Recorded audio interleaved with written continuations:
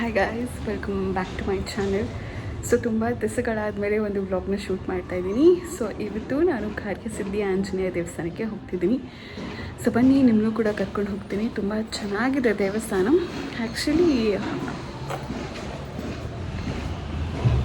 ಇವಾಗ ಹೇಗಾಗಿದೆ ನನಗೆ ಗೊತ್ತಿಲ್ಲ. ತುಂಬ ವರ್ಷಗಳಿಂದ ನಾನು ಹೋಗಿದ್ದಿದ್ದು. ಸೊ ಈಗ ಒಂದು ಸತಿ ಹೋಗ್ಬಿಟ್ಟು ಬರೋಣ ಅಂತ. ಸೊ ಮಳೆ ಬರೋ ಹಾಗಿದೆ.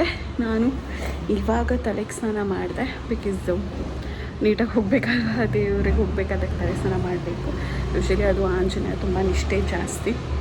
ಸೊ ಬನ್ನಿ, ಹೋಗ್ತಿದ್ದೀನಿ. ಸೊ ಇವಾಗ ಹೋಗ್ಬಿಟ್ಟು ಬರೋಣ. ಈ ದೇವಸ್ಥಾನ ಬಂದು ಗಿರಿನಗರಲ್ಲಿರೋದು. ನೀವು ಲೊಕೇಶನ್ ಕಾರ್ಯಸಿದ್ಧಿ ಆಂಜನೇಯ ಅಂತ ಹಾಕಿದ್ರೆ ನೀಟಾಗಿ ತೋರಿಸುತ್ತೆ. ಸೊ 16 ಡೇಸ್ ಇಲ್ಲಿ ಒಂದು ವ್ರತ ಅಂತ ಮಾಡೋದಿರುತ್ತೆ. ಅದನ್ನು ಪೂರ್ಣ ಫಲ ಅಂತ ಹೇಳಿ ಕರೀತಾರೆ ಆ ವ್ರತಕ್ಕೆ. ಸೊ ಈ ಥರ ಕಾಯಿ ಹಾಕಿರ್ತಾರೆ, ನಾವೇ ಹಾರಿಸ್ಕೋಬೇಕು ಯಾವ ಕಾಯಿ ಬೇಕು ಅಂತ. ಹಾರಿಸ್ಕೊಂಡು ಕೌಂಟ್ರಲ್ಲಿ ನಿಂತ್ಕೋಬೇಕಾಗುತ್ತೆ.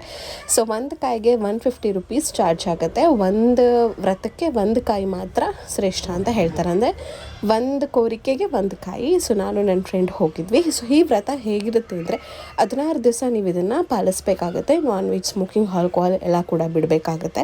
16 ಡೇಸಲ್ಲಿ 4 ಟೈಮ್ಸ್ ನೀವು ದೇವಸ್ಥಾನಕ್ಕೆ ಹೋಗಿ 16 ಪ್ರದಕ್ಷಿಣೆ ಹಾಕಬೇಕಾಗುತ್ತೆ. 16 ದಿವಸದಲ್ಲಿ 16 ಪ್ರದಕ್ಷಿಣೆ 4 ಸತಿ ನೀವು ದೇವಸ್ಥಾನಕ್ಕೆ ಹೋಗಿ ಹಾಕಬೇಕಾಗತ್ತೆ. ಸೊ ಹಾಗೆಯೇ ಇದಕ್ಕೊಂದು ಮಂತ್ರ ಹೇಳ್ಕೊಡ್ತಾರೆ. ಅದು ಸಿದ್ಧಿ ಕೊಡ್ತಾರೆ ಅಲ್ಲೇ ಗುರುಗಳು.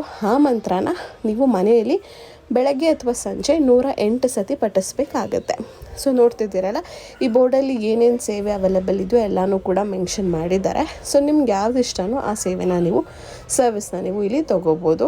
ಸೊ ದೇವಸ್ಥಾನ ತುಂಬ ಪೀಸ್ಫುಲ್ ಆಗಿದೆ. ಹಾಗೆ ಗೊತ್ತಿರುತ್ತಲ್ಲ, ಶನಿವಾರ ಹಾಗೆ ಮಂಗಳವಾರ ಸ್ವಲ್ಪ ರಶ್ ಇರುತ್ತೆ.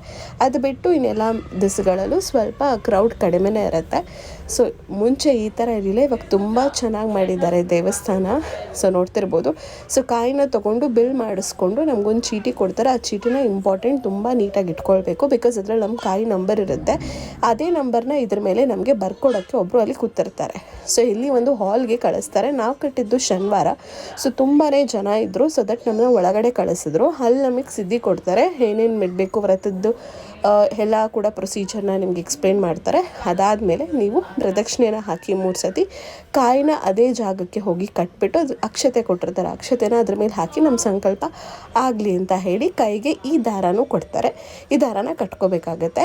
ಸೊ 108 ಸತಿ ಮಾಲೆನೂ ಕೂಡ ಅಲ್ಲೇ ಹೇಳ್ಬೋದು, ಜಪ ಮಾಡ್ಬೋದು. ಐ ಹೋಪ್ ನನಗೆ ವ್ಲಾಗ್ ತುಂಬಾ ಇಷ್ಟ ಆಯಿತು ಅಂತ ಹೇಳ್ಕೊಳ್ತೀನಿ. ಹಾಗೆಯೇ ಅಂದ್ಕೊಂಡಿದ್ದ ಕಾರ್ಯ ನಿಜ ಸಕ್ಸಸ್ ಆಗುತ್ತೆ.